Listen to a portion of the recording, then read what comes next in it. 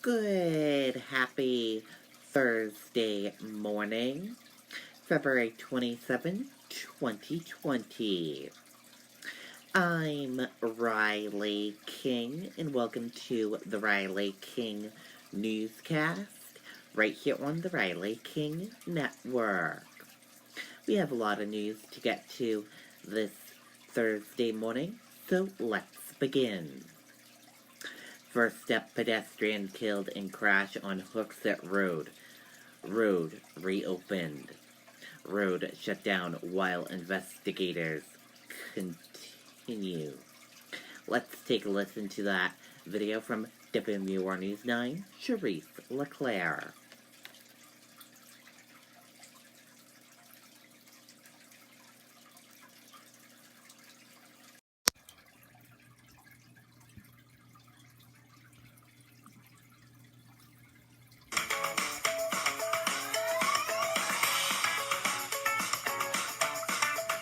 Person killed on Hooksett Road this afternoon. The accident reconstruction team investigated for more than 4 hours. Traffic was rerouted onto nearby Silver Avenue. Jenny LeBlanc among those diverted as she was on her way to a doctor's appointment. The police scene on the road bringing back traumatic memories for her. 20 months ago, my then 9-year-old son was hit in the same exact spot as today's accident. They used to live right in this area of Hooksett Road. Her son was with friends when he had nearly crossed the road. At the last second, he was struck, sustaining serious injuries. We were med-flighted down to Boston Children's Hospital, where he spent 3 days in a coma and had a significant frontal lobe brain injury. Her family has since moved, saying the road is just too dangerous. She's pushing for a crosswalk in that area to make it safer for people trying to cross. Meantime, tonight, a damaged red SUV was parked near this scene and later towed away. Police say the driver is cooperating with the investigation. Jenny and many others who drove by the scene say their hearts go out to the family of the person who was killed. And right now, police are not identifying who that victim is. In Hooksett, I'm Charisse LeClaire, WMUR News 9. Okay, and there you go on that video and that report.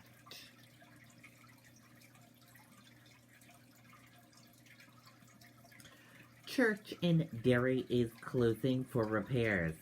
Deacons in debt. Holy Cross Church in Derry to close in 2 months. Let's take a listen to that video from WMUR News 9, Jean Mackin.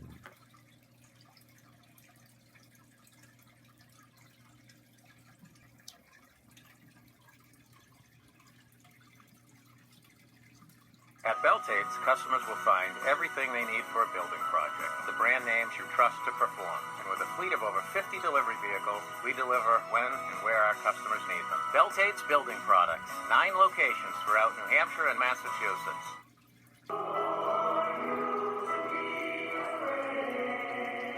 It is a holy day at Holy Cross Catholic Church in Derry. As parishioners gather for Ash Wednesday, they pray for the future of their church. The Diocese of Manchester announced the occupancy permit will expire April 30th by order of fire officials, saying $150,000 in repairs to the fire sprinkler system is needed, but this church is in debt.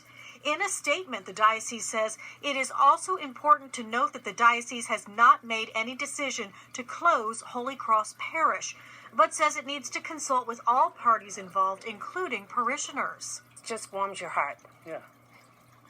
You can just feel it. The Holy Spirit's here. We've been coming here for a while. It's beautiful. Members of the congregation say their numbers have wavered over the years, but their faith is strong. They should have some external help from the Archdiocese to help out the church. When the building closes at the end of April, the diocese is encouraging the congregation to attend other parishes nearby. In Derry, Jean Mackin, WMUR News 9. Okay, and there you go on that video and that report. Governor Sununu calls on state congressional delegation to approve emergency funding. Senator Shaheen office says plans requested from Trump administration. Let's take a listen to that video from WMUR News 9, Mike Cronin.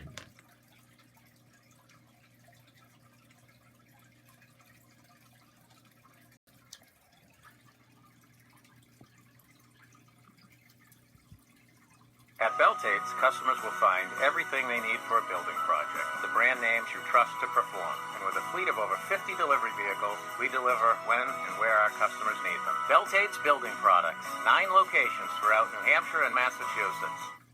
During a sit-down interview with News 9, tonight Governor Chris Sununu says he supports President Trump's decision to put Vice President Pence in charge of the country's coronavirus response. I think that's a very smart idea, actually, given that Vice President Pence was a former governor. He understands how to coordinate these logistics at a very localized level, and that's really where, if there were to be an incident, that's where you need things to click the most.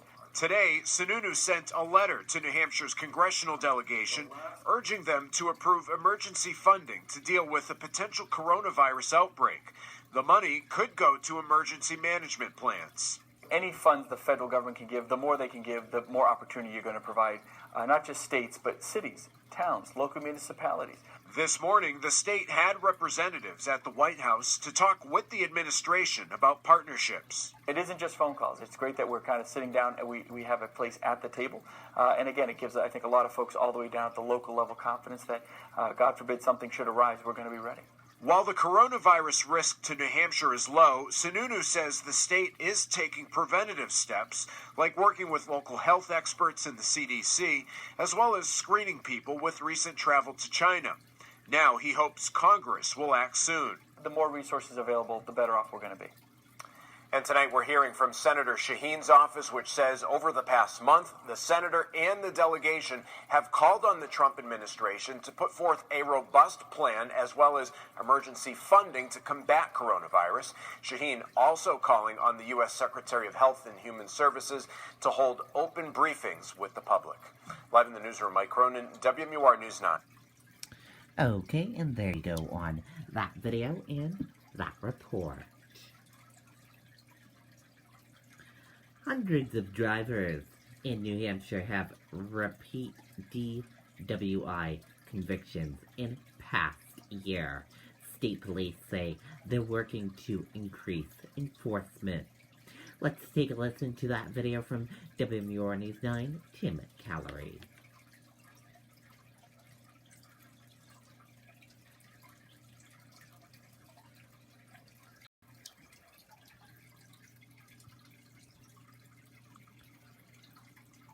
At Beltates, customers will find everything they need for a building project. The brand names you trust to perform. And with a fleet of over 50 delivery vehicles, we deliver when and where our customers need them. Beltates Building Products. 9 locations throughout New Hampshire and Massachusetts. Marie Collins of Raymond recently pleaded guilty to 3 DWI charges and 1 reckless operation charge, which was reduced from a DWI charge. She has another DWI charge still pending. All 5 arrests happened between September 3rd of 2019 and January 6th. But until now, Collins had a clean record because her prior offenses hadn't gone through the court system yet. And that meant she was considered a first-time offender each time she was arrested. As the law goes, everyone is innocent until proven guilty, which means if you are arrested on a DWI offense and not yet convicted, your second, third, fourth, and even your 5th arrests are all still considered your first offense. The way the statutes are written, for there to be must be a predicate offense to be charged with a subsequent offense. Alex Yokarinas is the state police prosecutor for Troop A. He's dealt with a number of DWI cases, including one for Collins. What's important there is that she had an order not to drive and an order not to drink alcohol, and she allegedly did both. Yokarinas brought new breach of bail charges against Collins. She was sentenced to 33 days in jail for the breach of bail, plus an additional 5 days for pleading guilty to an aggravated DWI.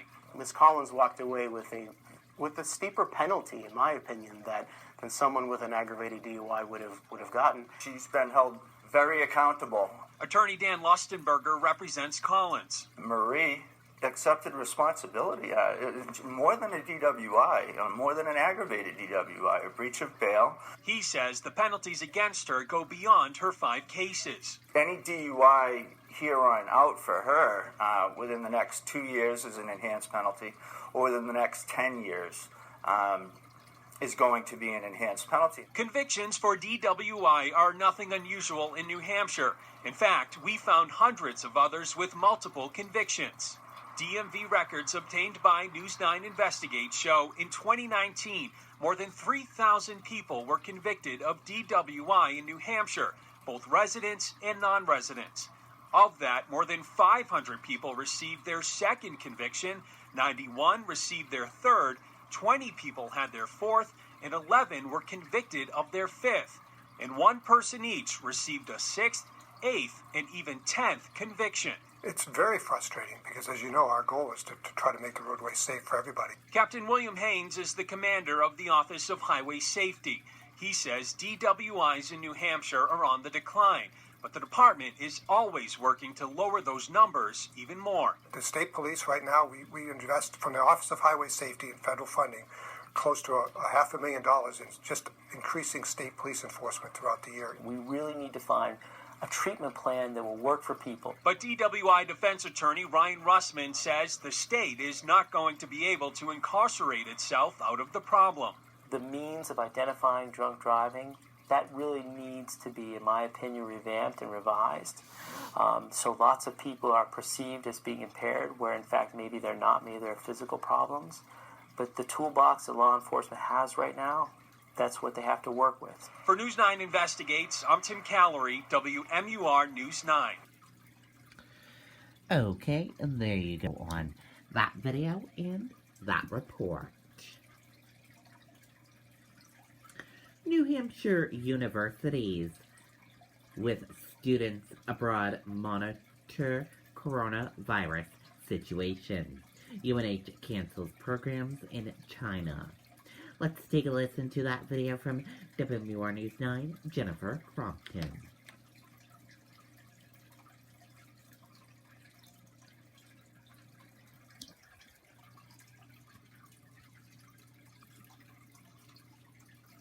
Winnisquam Marine Spring Open House is this Saturday and Sunday from 9 a.m. to 4 p.m. All 3 heated showrooms will be filled with...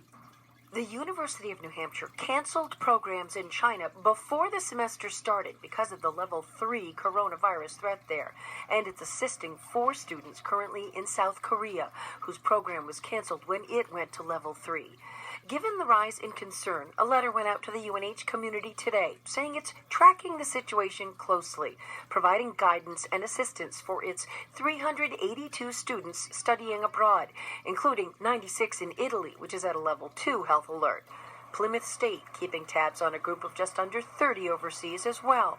None in China at all, but we are in touch with those students and making sure that they have everything they need and determining whether or not there's going to be a need for them to come home or not. Coronavirus has spread very far, very fast, and so for anyone who's traveling overseas, and certainly for our student population, it's something we're taking very seriously. St. Ansem College planning a meeting late today to discuss a group headed to Italy on Friday, and another already there.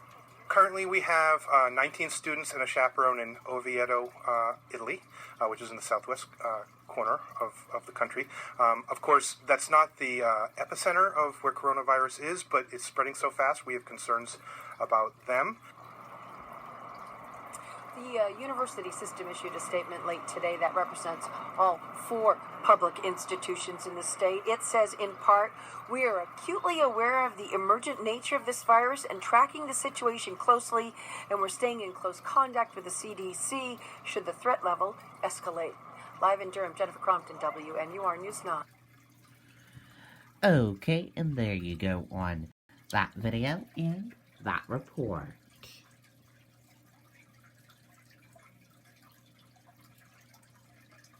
Body of fallen Air Force captain returns to New Hampshire.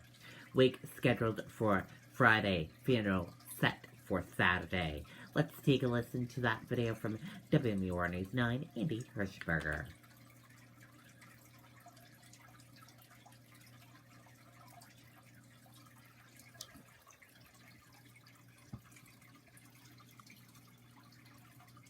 At Beltate's, customers will find everything they need for a building project. The brand names you trust to perform. And with a fleet of over 50 delivery vehicles, we deliver when and where our customers need them. Beltate's Building Products. 9 locations throughout New Hampshire and Massachusetts. They stood silent, at attention, as the plane carrying U.S. Air Force Captain Ryan Phaneuf touched down at the Nashua Airport Wednesday morning. The Hudson native and Alvern High School graduate died when his military plane crashed last month in Afghanistan.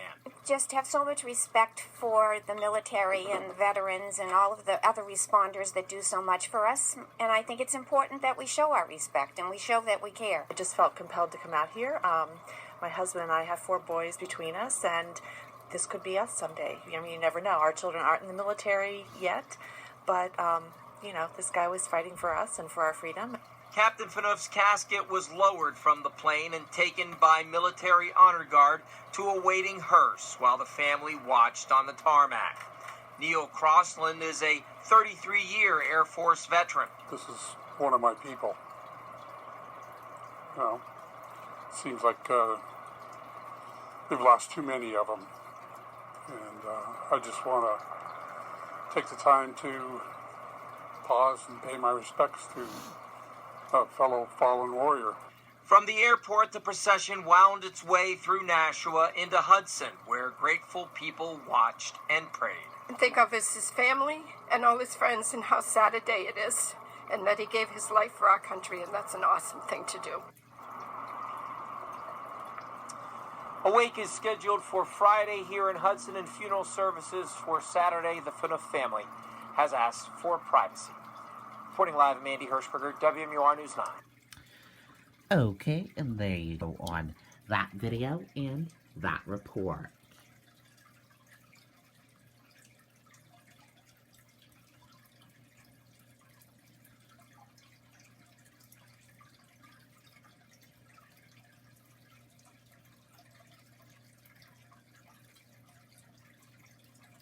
Dow set to drop around 400 points following report of first U.S. coronavirus case of unknown origin.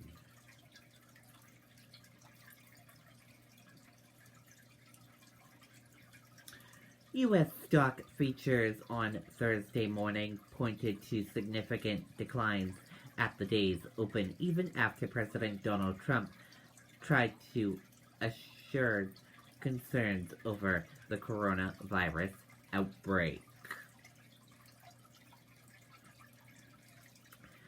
Flight attendant test positive for coronavirus. Let's take a listen to that video from ABC News.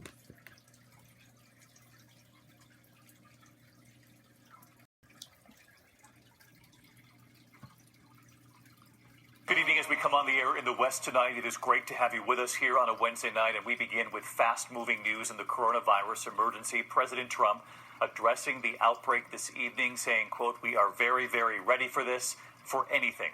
This all comes after the CDC warned Americans to be prepared here at home, that it's not a matter of if, but when. Tonight, there are now more new cases being reported outside China than inside China for the first time.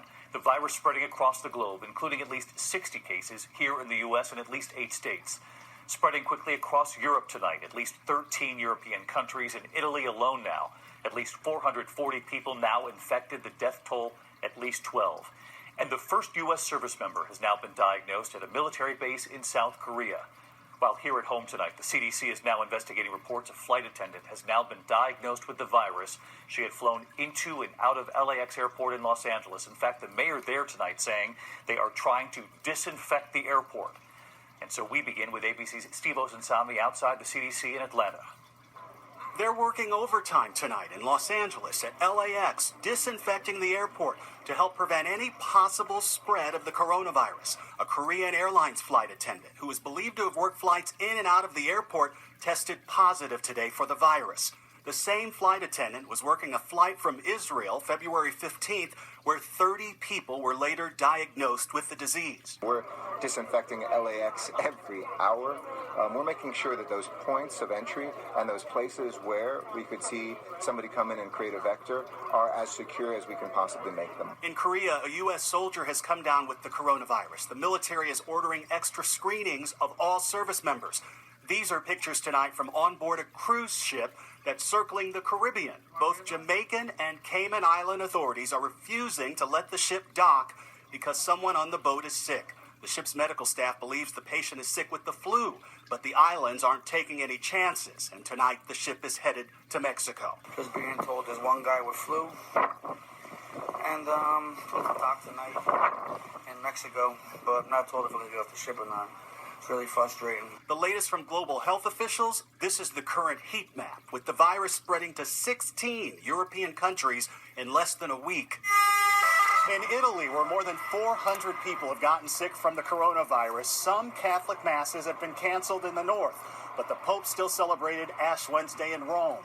Our James Longman is in the country. Italy is one of the most popular destinations for American students. Thousands come here every year, but now at least 5 U.S. universities are suspending their study abroad programs because of coronavirus. Study abroad students are packing their bags tonight. Here are my other friends over here who are packing in our apartment. We're getting on an early flight tomorrow. Please don't make us leave. We're really sad. Back home in the U.S., there are 60 cases of coronavirus here, and health officials say that American families should be prepared for more. All right, so let's get back to Steve Osansami again tonight, live outside the CDC. And Steve, we're just learning about residents on Long Island, New York tonight now being asked to self-quarantine, and reports that many in Massachusetts and likely in other places self-quarantining as well. David, call it a coronavirus watch. 83 people on Long Island have been told to voluntarily self-quarantine for 14 days after visiting mainland China. They're being told to even keep away from their families. And in Massachusetts, several hundred people are being told to get through a similar voluntary quarantine. David? All right, Steve Osansami leading us off. Steve, thank you.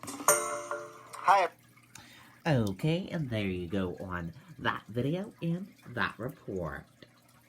And that does it for this edition of the Riley King Newscast right here on the Riley King Network. I hope you all enjoyed watching and have a great rest of your day. And I'll see you back here later on today for another newscast. And I'll have a news report coming up in a little bit. Goodbye, everyone.